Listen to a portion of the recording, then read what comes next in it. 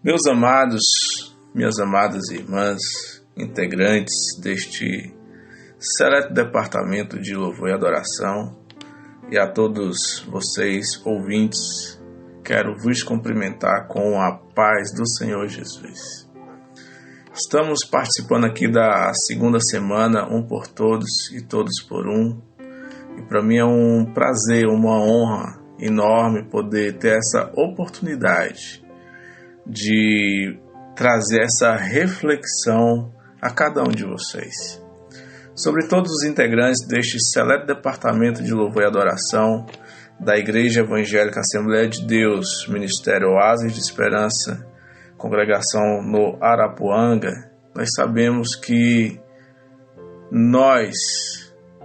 sobre nós está um Deus que é soberano. E todos nós somos um só corpo, como irmãos e irmãs, unidos em Cristo Jesus para o serviço da adoração, na carreira que nos está proposta. Que o nosso soberano Deus se revele a nós através da sua palavra. E hoje, amados e amadas, iremos ministrar a palavra de Deus tendo como base o texto na Epístola de Paulo aos Romanos, capítulos 9 e 10.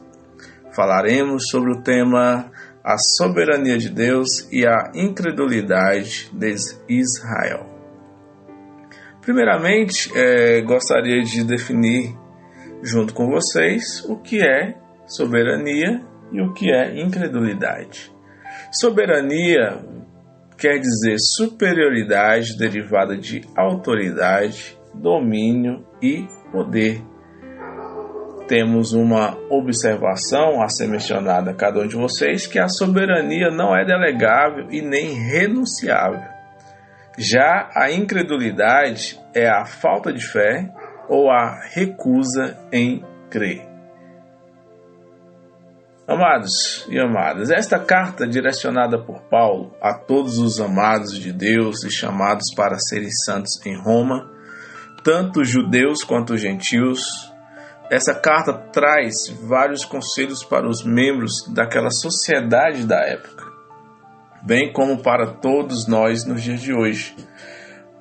Conselho estes que podemos citar: viver o evangelho pleno e em santidade, tendo como base a fé e a justiça de Deus, e assim haver paz e unidade na igreja, paz e unidade no departamento, paz e unidade na nossa vida, no nosso cotidiano, no nosso dia a dia. Paulo também exorta os membros em Roma a continuarem guardando os mandamentos do Senhor. E essa exortação, ela também reflete em nossas vidas, porque nós precisamos obedecer os mandamentos do Senhor Jesus, sobretudo amar o Senhor Deus sobre todas as coisas e ao próximo como a si mesmo. Aqui neste capítulo, número 9, a soberania da graça de Deus é apresentada como a peça-chave da fidelidade de Deus apesar do fracasso de Israel. E por consecutivo, como o mais profundo capítulo em que trata sobre o fundamento, sobre a base para as promessas de Deus que serão cumpridas em nossas vidas. Teve uma frase durante o capítulo no qual nos chamou bastante atenção. Essa frase ela foi dita por Paulo quando falou aos romanos, trazendo sobre a promessa que Deus fez a Abraão e a Sara, onde o seu filho Isaque, seria através de Isaque que a descendência seria o que? Considerada filhos da promessa, seriam chamados filhos da promessa. E a seguinte frase veio à tona por quê?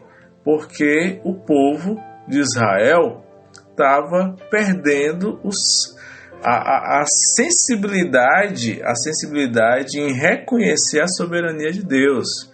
E aí Paulo mencionou: não pensemos que a palavra de Deus falhou. Será que existe algum de nós hoje que pensa que a palavra de Deus não está se cumprindo, que a palavra de Deus está falhando? Então Paulo trouxe aos romanos este lembrete para que eles reconhecessem que a promessa, ela está o quê? Viva. E que através de Isaque, todos ali seriam chamados filhos da promessa. Já nos versos 11 e 12 do capítulo 9, diz que todavia antes que os gêmeos Jacó e Esaú nascessem ou fizessem qualquer coisa boa ou má, a fim de que o propósito de Deus conforme a eleição permanecesse, não por obras, mas por aquele que chama, foi dito a ela: o mais velho servirá ao mais novo. E aí Paulo vem e levanta a seguinte pergunta no verso 14: acaso Deus é injusto? Ou seja, o fato do mais velho servir ao mais novo, Deus estaria sendo injusto nisso tudo? Ele responde que não, e menciona o exemplo de Moisés no verso 15: terei misericórdia de quem eu quiser ter misericórdia, e terei compaixão de quem eu quiser ter compaixão. E quando ele vem e relata sobre Moisés, ele traz no verso 19: então, por que Deus ainda nos culpa? Pois quem resiste à sua vontade? E no verso 21 ele responde: o oleiro não tem direito de fazer do mesmo barro um vaso para fins nobres e outro para uso desonroso? Romanos 9, meus amados e amadas, vem depois de Romanos 8 exatamente por essa razão, que é nos mostrar, trazer à tona que a palavra da aliança de Deus com Israel não falhou, porque ela está fundamentada na soberania de Deus e em sua misericórdia. Ou seja, o nosso Deus, o Deus que eu sirvo, o Deus que você serve é um Deus soberano. Ele está sobre todas as coisas, tudo tem o seu tempo predeterminado para que venha se cumprir. E a misericórdia do Senhor são as causas de nós não sermos consumidos. E assim não foi diferente. Quando Paulo se reportou aos romanos, ele viu que Israel estava numa situação muito decadente, muito precária, e que, se nós formos observar, estavam vivendo momentos de pecados, momentos de desonra, e isso veio fazer com que Paulo tivesse um sentimento muito ruim, que ele sentiu uma grande tristeza, ele sentiu um momento de muita dor em seu coração, ao saber que o povo estava vivendo dessa forma.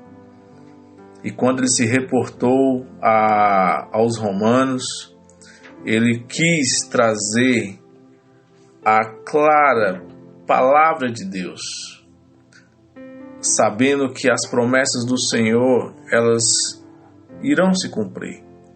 E Paulo, mais do que nunca, se viu na condição de usado por Deus para que trouxesse essa clareza aos romanos, para que houvesse o quê? Mudança de vida, mudança de atitudes. E assim nós vemos que as promessas que foram conquistadas, compradas a preço de sangue de Cristo, elas serão, sim, realizadas pelo poder soberano de Deus. Porque o nosso Senhor Jesus tem toda a autoridade, domínio e poder. E para tudo existe um propósito, assim como a soberania de Deus na história lembrada neste capítulo, de Moisés e Faraó, onde o objetivo de Deus foi mostrar o seu poder e para que o seu nome fosse proclamado em toda a terra. E assim é conosco. Deus, através do seu Filho Jesus, no qual morreu numa cruz para que eu e você tivesse vida e vida em abundância, nós pudéssemos saber que a soberania de Deus e a misericórdia do Senhor foi justamente para trazer essa clareza a mim e a você, aos nossos corações, para trazer a mim e a você a certeza de que nada nessa vida pode separar eu e você da presença do Senhor Deus, que nada pode nos separar do amor de Cristo, que nada e nem ninguém irá nos fazer desistir. Mesmo assim, ciente da soberania de Deus, Paulo sabia que os israelitas estavam vivendo a incredulidade, a falta de fé e ignorando a justiça de Deus, vivendo em desobediência e rebeldia, ou seja, viviam totalmente escusos, Viviam totalmente excluídos daquilo que realmente tinham que estar vivendo, ou seja, estavam excluindo a presença de Deus, estavam vivendo ao seu bel prazer, tomando as suas próprias decisões, ou seja, de nada adiantava, porque Deus, Ele é soberano, o nosso Deus, Ele é onipotente, onipresente, onisciente, Ele sabia, Ele conhecia a mente de cada um, assim como Ele conhece a minha vida, Ele conhece a sua vida, assim como o nosso Deus, Ele quer fazer morada em nossos corações, mas muitas das vezes nós não damos o lugar necessário ao nosso Deus. Ou seja, para que Ele venha ser o centro da minha vida, o centro da sua vida, é necessário que nós venhamos depositar a nossa fé nele, que nós venhamos crer nas promessas do Senhor. É necessário que nós vivemos em retidão, na certeza que a salvação é real e que um dia o nosso Senhor há de voltar. Trazendo para os nossos dias, amados, como está a minha vida, a sua vida com Deus? Trago essa pergunta para cada um de nós. Na nossa mente dizemos que Deus é soberano e isso é muito fácil falar. Mas será que como filhos da promessa, como filhos por adoção, estamos vivendo a real soberania de Deus em todas as áreas de nossa vida? Será que nós estamos praticando a soberania de Deus? Será que nós estamos vivenciando a soberania de Deus? Ou estamos igual o povo de Israel, igual os romanos, vivendo a fé só na teoria? Ou seja, em outras palavras, a falta de fé. Será que em algum momento de nossas vidas nós precisamos exercitar a fé todos os dias e por acaso deixamos que a fé venha a faltar? A incredulidade, será que estamos vivendo como incrédulos? Não estamos crendo no possível e muito menos no impossível? Será que estamos sendo desobedientes? Quando falamos em desobediência, será que estamos vivendo em delitos e pecados? Será que estamos ignorando a justiça divina? Quando Paulo se referiu aos romanos, estava acontecendo tudo isso. Quando é dado lugar a estes pontos negativos, amados e amadas, a facilidade de se entregar, de comer em pratos sujos, se torna muito mais fácil. E quando se vê, a situação já não é das melhores. Vimos o exemplo no capítulo 1, versos 22 a 25 de Romanos. Depois vocês leiam lá novamente, para relembrar. Nós vemos que estavam vivendo totalmente sujos, totalmente sujos. E vemos que confessar gera salvação. Arrependei-vos, porque é chegado o reino dos céus. Arrependei-vos, porque o nosso Deus, a vinda do nosso Senhor Jesus, está próxima. Em Romanos 10, de 8 a 11, cabe mencionar, e eu estarei lendo para que vocês venham refletir. Diz o seguinte: a palavra está junto de ti, na tua boca e no teu coração. Esta é a palavra da fé que pregamos, a saber, se com a tua boca confessares ao Senhor Jesus e em teu coração creres que Deus o ressuscitou dos mortos, serás salvo. Visto que com o coração se crê para a justiça e com a boca se faz confissão para a salvação.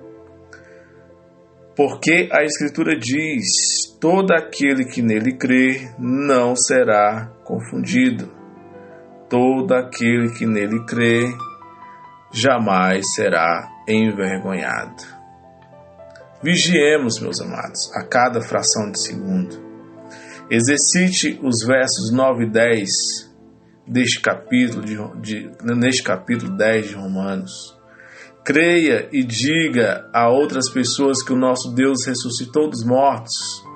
Vamos juntos como departamento exercer a atividade da grande comissão, atividade esta mencionada em Mateus 28, 18 ao 20, que diz: Então Jesus aproximou-se deles e disse: Foi-me dada toda a autoridade nos céus e na terra.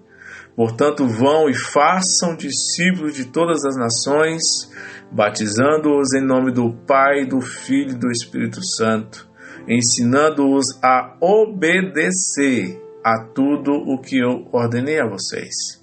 E eu estarei com vocês até os fins dos tempos.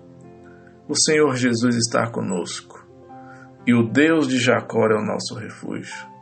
O Senhor Jesus está comigo, está contigo, e é necessário que essa autoridade que foi colocada sobre a minha vida e sobre a sua vida, ela seja exercitada. Devemos fazer discípulos, devemos pregar o Evangelho, devemos obedecer o ID de Jesus. E essa grande comissão é uma honra para mim, é uma honra para você fazer parte dela, na certeza de que ensinar outras pessoas a obedecer a palavra de Deus, ensinar a outras pessoas a entender que existe salvação em Cristo, saber que podemos fazer discípulos batizando em nome do Pai, do Filho e do Espírito Santo, não tem dádiva melhor, porque é dessa forma que Romanos 10 vem trazer para mim e para você que, de sorte, a fé vem pelo ouvir e o ouvir a palavra de Deus. É necessário que através do louvor e da adoração nós preguemos a palavra do Senhor. É necessário que eu e você, como integrantes do departamento de louvor e adoração, nós possamos, sim, fazer a diferença nos dias de hoje. É necessário que eu e você, como integrantes, como membros do corpo de Cristo, venhamos fazer esta diferença no mundo em que vivemos, no mundo atual. Desafios são lançados todos os dias para mim e para você. Pratos são lançados para você e para mim todos os dias. Mas a diferença está no caráter e no temor a Deus. A diferença está na sua decisão de verdadeiramente seguir a Jesus e vivenciar as promessas que Cristo tem para mim e para você a cada dia. E a maior promessa é que um dia Ele há de voltar para buscar a sua noiva lavada e remida pelo sangue dele. E que essa semana de jejum, oração e meditação bíblica venha fazer total diferença na tua vida espiritual. Que o Senhor Jesus venha adentrar no teu ser, no teu coração, gerenciar a tua alma e saber que o teu corpo e o teu espírito também pertencem a Ele. Deixe que o nosso Senhor Jesus venha conduzir as nossas vidas. Faça com que o nosso Deus seja soberano em todas as áreas de nossas vidas. Não haja com incredulidade. Deposite a sua fé em Cristo Jesus e eu tenho certeza que assim nós seremos salvos. Que Deus vos abençoe em Cristo, que nós possamos continuar crescendo na graça do conhecimento e na certeza a cada dia de que a volta do Senhor Jesus está próxima. Que Deus vos abençoe em Cristo Jesus. Amém.